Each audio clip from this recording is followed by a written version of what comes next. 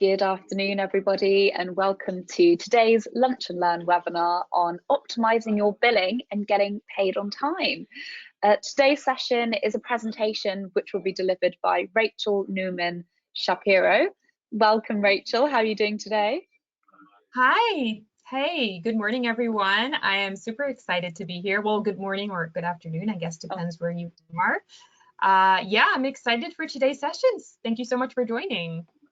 No, it's our pleasure. So just to anyone who's new on the line, a few housekeeping points. We will record the session and it will be sent to you in an email later today. We actually keep all the recordings for Lunch and Learn so you can watch them back at your leisure. So that's just a tip for anyone that's kind of scribbling down notes.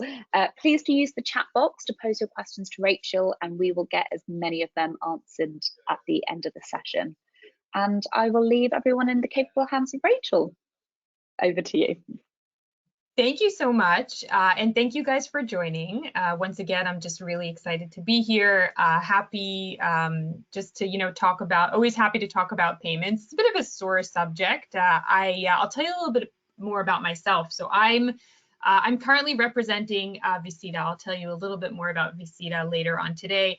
But originally, I was a business owner myself. Back when I was in school, I was studying marketing communications, and me and a couple of friends thought it would be a really cool adventure to set up our own business. So we were young and we were naive and we knew very little about business.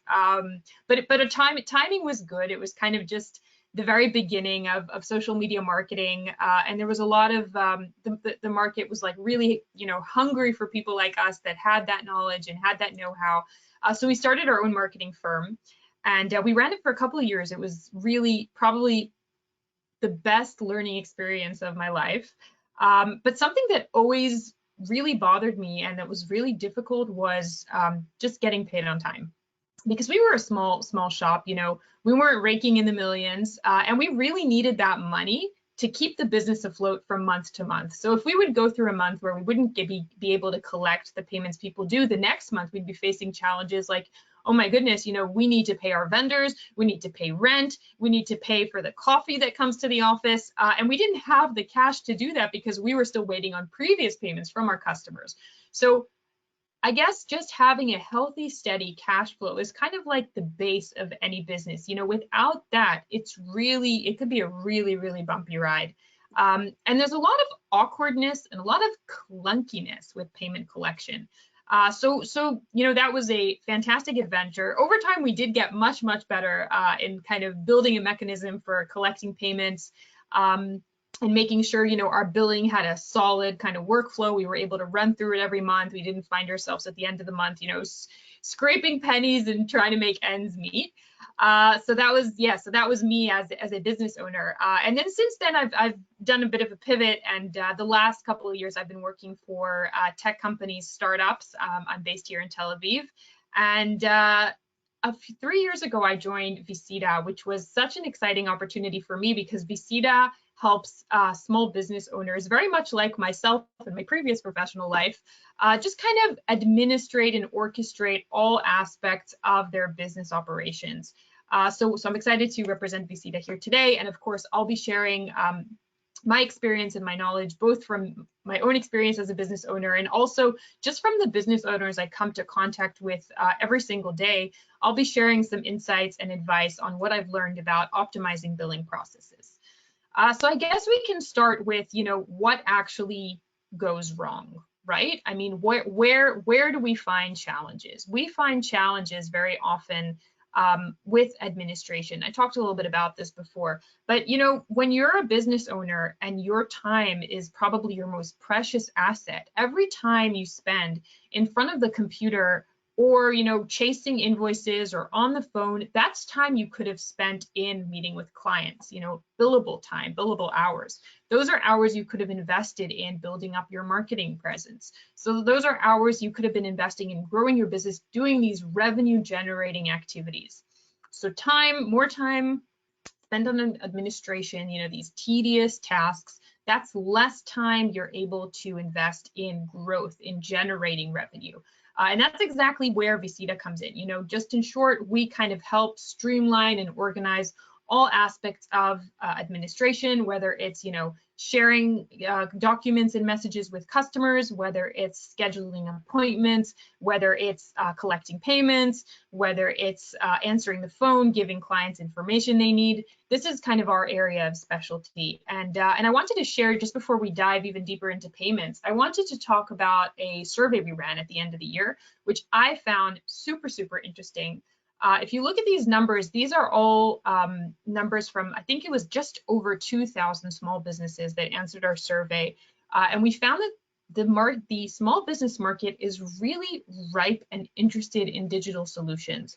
And I think this is an amazing, amazing milestone for the small business community, because more and more of us are realizing that digitalization and automation can really help us reduce that administrative overhead, spend less time on these tedious administrative tasks, kind of shift away from working with notebooks and sticky notes. I don't believe I'm saying this because I love sticky notes. Until this day, my desk is covered in sticky notes, but just kind of moving away from these kind of old world tedious practices and trying to become more digital, more automated, do more things online, which really serves us, saves us time, and is also really great for our customers. And we're going to be talking about that today too.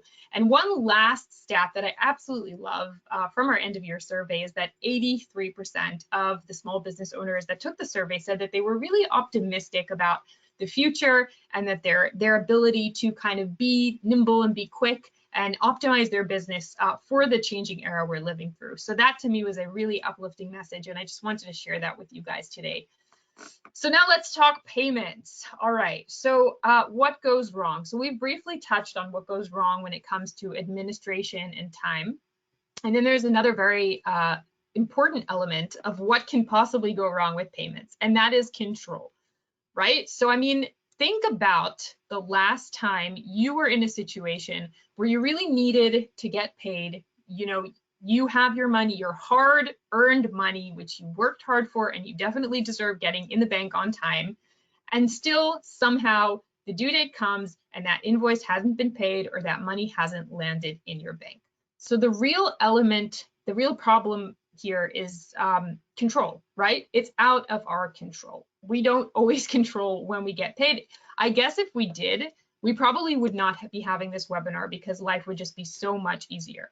But the reality is, very often the kind of control is not in our hands, it's in our customers' hands. So we're waiting, we're sitting around waiting to get paid. And our customer, maybe they're out sick, maybe they're on vacation, maybe they're having their own trouble, maybe, their invoice, somehow slipped in between the cracks. And we're very much dependent on other people to do their job right and make sure we get paid. I did see, before I shared some pretty happy stats, and there is a stat that I really don't like talking about because it's just really depressing and sad, but I feel like it is relevant to bring it up here. And that is that over 80% of businesses that fail within their first couple of years of activity will fail because of cash flow problems. So that to me is mind-blowing, because that means that all those businesses, and we all know businesses that unfortunately had to shut down. And think of those people, and you say that 80% of them didn't have to shut down because they were lazy, or because they weren't skilled at their trade, or because they, weren't invested enough in customer relationships, or because they weren't smart enough or resourceful enough to run a business. They failed because of cash flow, because they couldn't keep up with their expenses. They didn't have the ability to collect the money they deserve for the work they do and invest so much time and effort into. And that to me is just heartbreaking. So I think anything we can do kind of in that space of helping ourselves optimize our billing, keeping that healthy cash flow, getting paid on time, that to me is kind of my number one rule of thumb, is you need to get your hard-earned money in the bank in time, in full. So that's kind of one area where I think we see a lot of challenges when it comes to control. Another area, and we talked about this before, is organization and productivity. So very often, collecting payments can kind of be this chaotic moment in time where you're saying, all right, I'm going to sit here and I'm going to go over my reports. I'm going to go over my books. I'm going to cross-reference. Maybe I have, some of the services or products that were purchased are documented in this notebook, and maybe some of them are saved on my computer, and maybe some of them are on my phone. And I kind of have to sit there and look at all these different sources of data, pull everything together, understand who owes me what. Maybe I, generate these invoices. I don't know how you guys generate invoices. I know there's different practices, but very often it can be super time consuming and error prone. So you have to kind of create these invoices, then do them again, then distribute them, send them to the customer, make sure you get paid. And then my favorite thing, I mean, not by far not my favorite thing, but something that very often happens is the check is in the mail moment where your customers will say, all right, yeah, I check is in the mail. I sent over the payment, I did the wire transfer, and a day goes by and 2 days go by, 3 goes by, and you're sitting there hitting that refresh screen, did that money come in? Did the check in the mail or the wire or whatever it is arrive on time? And all of this can be both super, super stressful and extremely, extremely time consuming.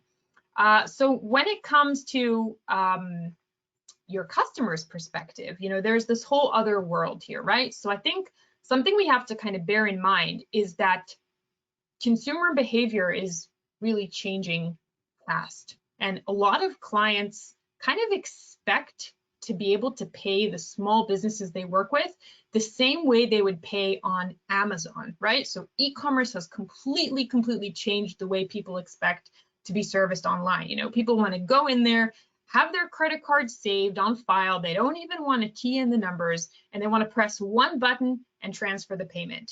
That is kind of the go-to e-commerce experience that a lot of consumers are expecting. And not every small business can really live up to that. That takes a lot of kind of technology and business brains to set up, which is not something that everyone is willing to invest in. So that's kind of one element of where our customers stand. They want this super sleek, super quick e-commerce experience. Even if we run a small shop, even if we're just, the one-man show or the small, tight local business, they still want that Amazon class experience. Now, another element is that we, as the business owner, we're very often we're thinking about getting paid all the time. This is something that's always top of mind for us. Every morning we're gonna start our day, kind of maybe taking a quick look at our business's performance, and we see right there, it's in broad daylight.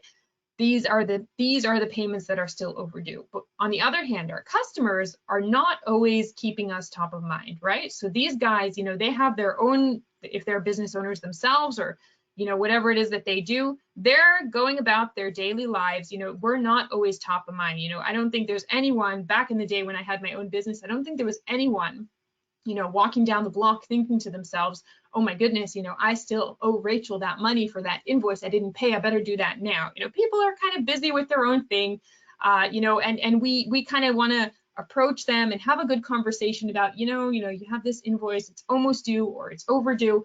And that can be a little bit awkward. I mean, I find that myself as a business owner would feel very uncomfortable approaching customers about overdue payments, especially if I had to do it more than once, hey, just heads up, I noticed that due date's coming closer, and then nothing happens, and then you kind of have to do it again. It's very uncomfortable because these relationships with these people mean a lot, especially if you're a business that kind of leans on recurring business or repeat business.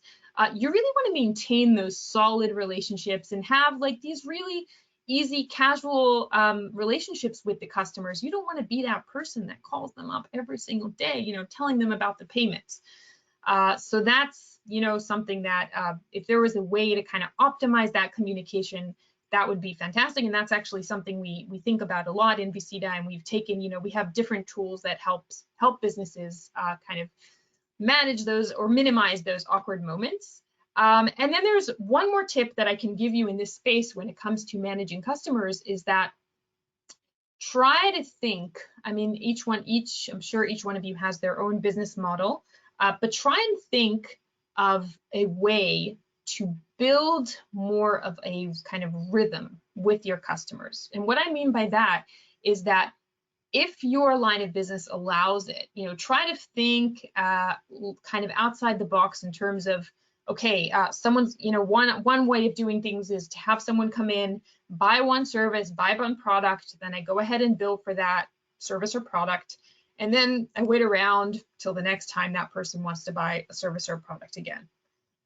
You know, if we kind of try to break away from that pattern, we can try and say, all right, you know, maybe I can somehow establish some sort of cadence with this person. You know, maybe instead of just selling the one-time product or service, I can try and offer them a bundle or a package deal or some sort of subscription or some sort of recurring service, which kind of takes away from that friction around payments, because then I'm able to either collect for it upfront and give them credits towards these services or purchased products. Maybe I can work more like on a retainer basis. That gives me a little bit more flexibility. I'm less dependent on these kind of isolated transactions. Establishing a good kind of long-term contract where payments are taken care of, whether they're happening upfront or in bulk, that kind of takes away from these individual moments of friction. So I think if you can consider, you know, think about those products or the services that you sell, and if you're able to somehow bundle those or create some sort of subscription model or some sort of recurring service or recurring product, that can really take away from a lot of the stress around billing. So streamlining billing is kind of, this was almost the name I was going to give to the webinar. And I love this word streamlining, because I think this is really where the key, to me, this is really where the key is. You know, instead of having this kind of messy billing process where there's all these like, you know, different kind of, I'm either, you know, isolated actions like creating the invoices, sending the invoices, waiting around to get paid, you know, calling this one person, calling this other person, hey, remember the invoice, hey, remember the payment. Instead of having these like isolated tasks, to me, when I say streamlining billing is, I mean, creating a process, you know, having one step that leads into the other, that leads into the other, leads into the other. And I have some examples that I'm going to be showing you in a moment. And of course, there is lots of technology in place that can help us do this. We're very fortunate to be living at the time when we are. There's so many incredible technological tools out there to really support our day-to-day and make these processes so much easier for us, enabling us to really grow and scale our businesses. Now, when I spoke about automation a little bit before, just in context of helping us save time, I know a lot of people don't like automation. When you say automation, a lot of people say like, oh, like, what is that? Like, why does that, like, I don't want automation. Like, I'm a small business owner. You know, people come to me because of who I am as a person, because I'm a local business, you know, because they get that personal touch. If they didn't care about the personal touch, maybe my customers would just go to one of the big mega chains or big corporations. Like, we really associate the choice of, a customer's choice to come to a small business with that personal touch and that personal relationship, which you really can't get if you're a consumer, buying a product or a service from a large corporation. And when we say automation, I think a lot of us kind of cringe and say, all right, I don't want to automate things. I want things to be personal. I want to maintain that one-on-one-ness of the way I conduct my business. And I'm here to say automation is your friend. Automation doesn't take away from those personal relationships. Automation helps you enhance them. It helps you grow them. It helps you focus on them more. Because what you're essentially doing is, well, two things really. First of all, you're automating some of the more time-consuming, tedious tasks. Oh, looks like I'm not sure if I lost my slides there for a moment. I'm going to go ahead. They're all fine, Rachel. We can see that. Oh, they've gone off now. Oh, okay. Okay, and I think, hang on, I'm going to try stop sharing for a moment and then reshare, and then tell me if you can see them.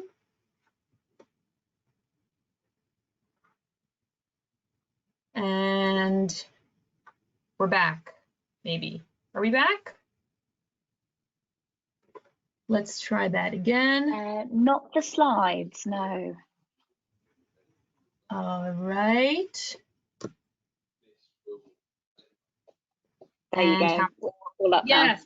now. Okay, we're back. Oh, you see, that's speaking of automation.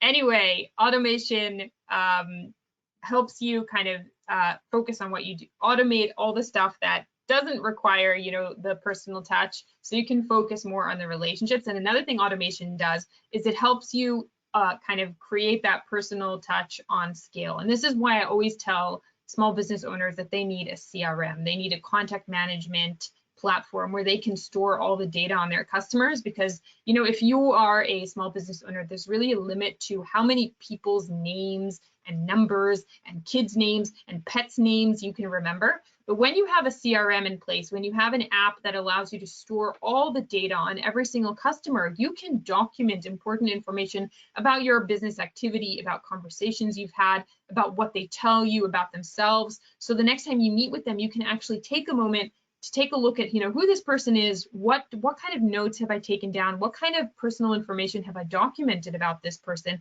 and that can make the whole difference in the world. You know, when I spoke to my accountant, they asked me some questions. They're like, oh, how's your daughter Leah? She just started first grade, right? It's like, how does this person know? And of course, I'm sure I must have said something once and they must have written it down in like a digital file or something, and then just before the meeting asked to sit quickly to see who I am, because there's no chance they remembered my daughter and where she goes to school. So that's just an example of where automation and technology can actually enhance these relationships and make things easier. Okay, so I am going to jump into some kind of examples of what I mean by using technology and automation to create a streamlined process and kind of streamline our entire billing flow and reduce that administrative overhead. So one example over here was Jessica, who is a small business owner that works with us at Visita. She's actually also a partner of ours. We've done great marketing activities together.